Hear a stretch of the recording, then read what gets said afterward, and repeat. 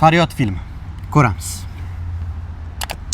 Marhamat, so'z navbatini kelinimizning otalariga bersak-da, ular o'zlarining qalblari tubida qizlar uchun asrab kelgan tilaklarini izhor etsalar. Yaxshi.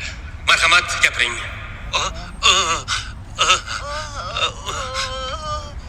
Xo'p, mayli. Bo'lmasa, yaxshilab bitta duo qiling, otaxon. Shuni o'zi bo'ladi.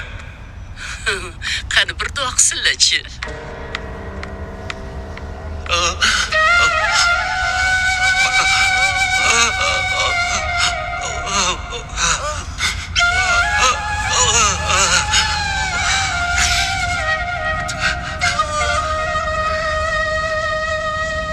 Kelib Bahodir aka soquvdan xudo qiladimi? Siz bilan quda bo'lmaydimi? Men bilan quda bo'lmaydimi? Men sizlar to'g'rimi? Odamlarga ham hayronman. Aziz do'stlar, qadrli mehmonlar. Har qanday insonni albatta qalbida bir niyati o'z farzandlariga, o'z jigarbandlariga atagan dil so'zlari bo'ladi. Nima qilay? O'qib beraymi? Xo'p. Hozir bu xat yaxshi. Shuni bo'yicha kelinimizning otalarini farzandlariga aytmoqchi bo'lgan dil so'zlar yozilgan bo'lsa. Hozir shuni sizlarga o'qib beraman. Hammasini. Men tug'ilibmanki, onam allasini eshita olmadim. Farzandli bo'ldim-u, uni kulgisini ham eshita olmadim.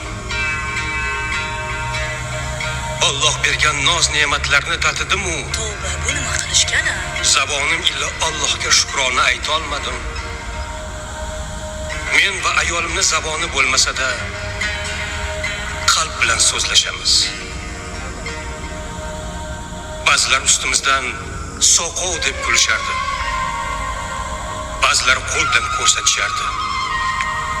To'ylarda, ma'rakalarda biz bilan so'rashishga or qilishardi. Meni balon yamaydigan ustaxonam bor. Kunim, tirikchiligim o'sha ustaxonamda o'tadi. Hozir dunyoda eng go'zal kelinchakka aylangan qizim Oygulni ham mana shu pullar bilan, halol mehnatim bilan voyaga yetkazdim. Ayolim shularga qanoat bilan yashayapti. U oqila ayol. U ham men kabi gapira olmaydi. Meni ustimdan kulsangiz ham iltimos, uni ustidan kulmanglar. Uni hech qanday aybi yo'q. Lekin men hayotimdan afsuslanmayman. Chunki Alloh meni farzandimga zabon berdi. U ham sizlar kabi gapira oladi. U dunyoda eng go'zal va aqlli qiz.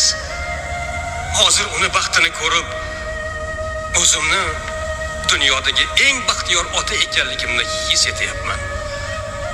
Menga faqat uni va nevaralarimni baxtini ko'rish nasib etsa bas.